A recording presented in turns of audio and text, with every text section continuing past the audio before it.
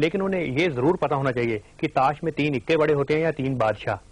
यार परसों पेपर है, मैं नहीं खेलूंगा। यार अभी कल का सारा दिन पड़ा है, अभी से पढ़ने लगेगा तो परसों तक भूल जाएगा सब। चल घड़ी देख के सिर्फ 2 घंटे के लिए खेलेंगे। 2 घंटे नहीं, 1 घंटा। 1 घंटे के बाद 1 मिनट भी नहीं, बेशक घड़ियां मिला लो। यार हमने कौन सा रॉकेट लॉन्च करना है?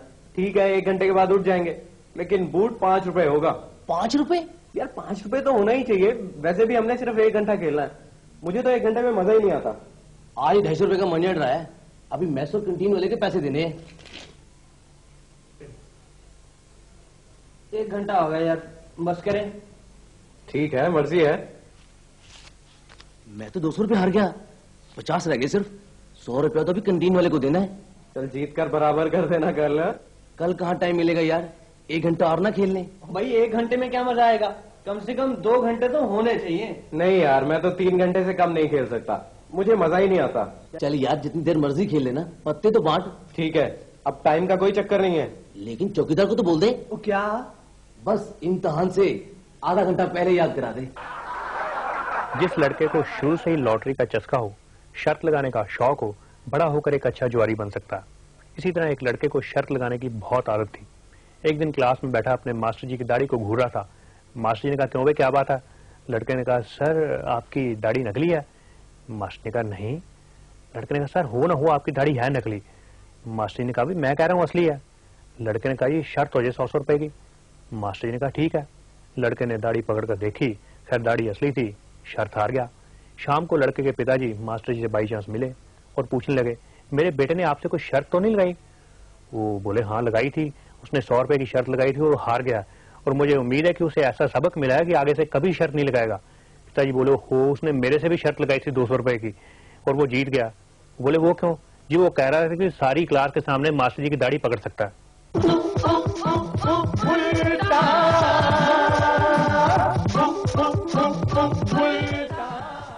दोस्तों जो मजा नकल में है वो अकल में कहां? माना कि नकल के सहारे पास होने वाले विद्यार्थी के ज्ञान में कोई बढ़ोतरी नहीं होती, लेकिन ज्ञान ध्यान से हमें क्या लेना? हमारा मकसद तो सिर्फ पास होने तक का है।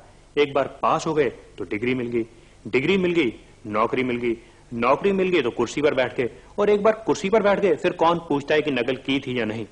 वैसे भी लोग सलाम तो कुर्सी को ही करते हैं, चाहे उस पर गधा बैठे या घोड़ा। लेकिन दोस्तों जब कोई विद्यार्थी इम्तिहानों में नकल करता हुआ पकड़ा जाए तो मुझे बहुत दुख होता है, बड़ी ठेस पहुंचती है मेरे दिल को। एक तरफ तो इंसान चांद पर पहुंच गया, दूसरी ओर नकल के वही घिसे पिटे पुराने तरीके। मेरे ख्याल से तो जगह जगह नकल की सिखलाई के केंद्र खोले जाने चाहिए, बल्कि स्कूलों में एक खास सब्जेक्ट होना चाहिए नकल, ताकि विद्यार्थियों को नकल के आधुनिक तरीकों से परिचित करवाया जा सके। अच्छा बच्चों, कल हमने ये पढ़ा था कि इम्तिहान के लिए पर्चियां कैसे बनाई जाएं और उनका प्रयोग कैसे किया जाए।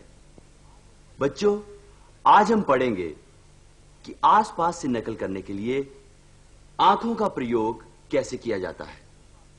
सबसे अहम बात यह है कि नकल करते हुए आंख हिले लेकिन गर्दन ना हिले।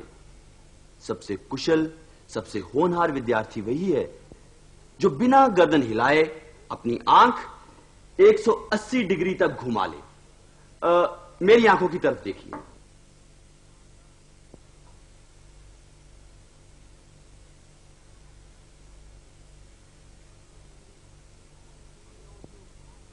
अबे ओ उल्लू, ध्यान से देख ले इधर, फिर नकल करता पकड़ा गया तो कहेगा मास्टर जी ने अच्छी तरह से पढ़ाया नहीं। हाँ समझे?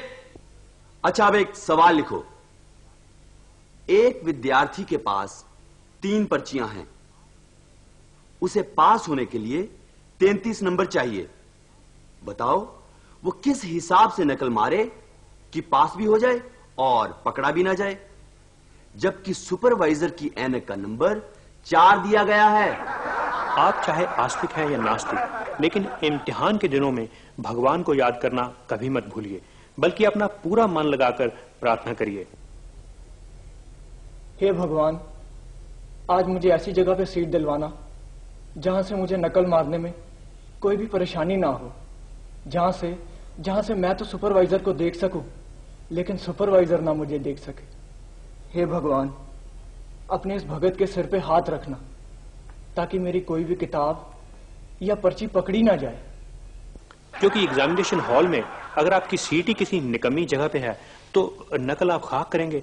एक विद्यार्थी ने जब अपना रिजल्ट कार्ड अपने पिताजी को दिखाया तो वो बरस पड़े, तुम्हें शर्म आनी चाहिए, इतने कम नंबर लिए हैं तूने, क्या हो गया था तुम्हारे दिमाग को?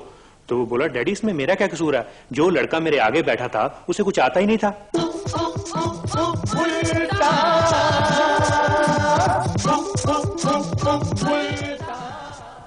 चाहे कोई इंटरव्यू या इम्तिहान कितना भी आसान हो, चाहे उसे पास करने के लिए सिर्फ 2 दिन पढ़ने की जरूरत हो, लेकिन आपकी शान पढ़ने में नहीं बल्कि किसी ऐसे वीआईपी से टेलीफोन करवाने में है जिसकी बात सिलेक्शन बोर्ड का चेयरमैन टाल ना सके। मान ले कल आपके बेटे की इंटरव्यू है तो आपका फर्ज है कि आप कश्मीर से लेकर कन्याकुमारी तक कोना कोना छान मारे। मुझे यकीन है कि आपको कोई ना कोई ऐसा कॉमन लिंक जरूर मिलेगा जो आपको भी जानता हो, सिलेक्शन बोर्ड के चेयरमैन को भी। और ऐसा कौन सा कॉमन लिंक हो सकता है जो हमें भी जानता हो और मिगलानी को भी? डैडी मैंने पता लगाया है। अच्छा, जो आदमी मिस्टर मिगलानी के घर दूध देता है ना, वही अपने वर्मा अंकल के घर भी दूध देता है। सुन लो, कर लो बात। इस बेवकूफ को सारी उम्र सिफारिश चुननी नहीं आ सकती। तो भला इसमें इसका क्या कसूर है?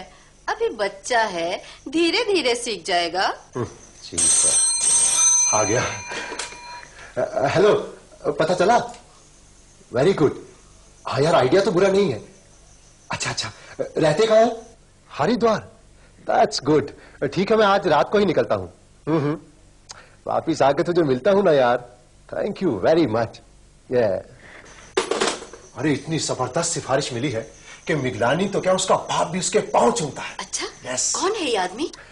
देखो बाबा, वक्त बहुत कम है, तुम ऐसा करो, मेरा और रमेश का सामान पैक कर दो, हमें आज रात की गाड़ी पकड़नी है। कहाँ की? अरे बाबा, दिल्ली की, वहां से हरिद्वार जाना है। लेकिन वहाँ है कौन? हाँ, एक साधु जी हैं, उनसे टेलीफोन करवाना है। क्या ये साधु सिलेक्शन बोर्ड के चेयरमैन है? अरे वो तो चेयरमैन का भी बाप है, बाप। क्या मतलब? यस, वो साधु मिगलानी का धार्मिक गुरु है। जैसे आजकल एक एक पोस्ट के लिए हजार कैंडिडेट होते हैं और हर कैंडिडेट की 100 सिफारिशें होती हैं, मेरे ख्याल से सिफारिशों के नाप तोल के लिए भी एक स्पेशल कंप्यूटर होना चाहिए।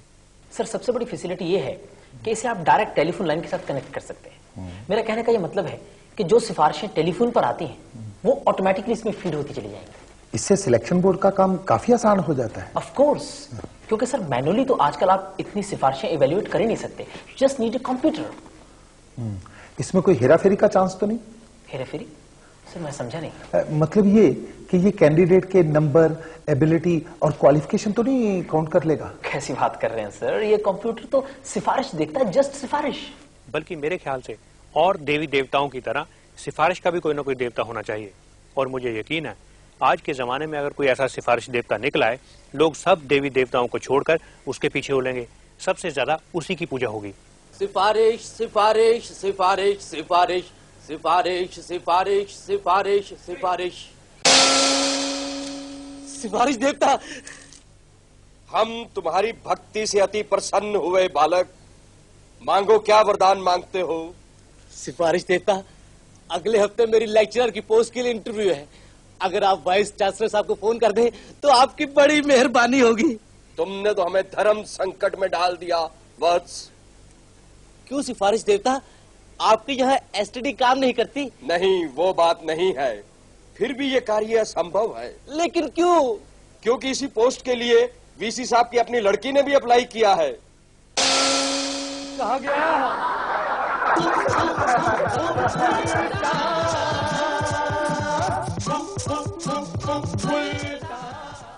बहुत से लोग सिर्फ इसलिए चीजें खरीद लेते हैं क्योंकि सेल लगी हुई है जी। कीमतों पे चाहे 50% छूट हो या 5, चीज चाहे काम की हो या ना, बुद्धिमान ग्राहक वही माना जाता है जो ऐसा मौका हाथ से जाने ना दे।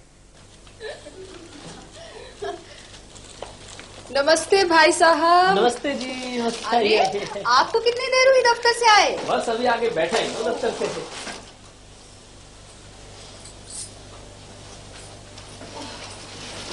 पर आप लोग कहाँ से आ रहे इतनी सारी शॉपिंग करके?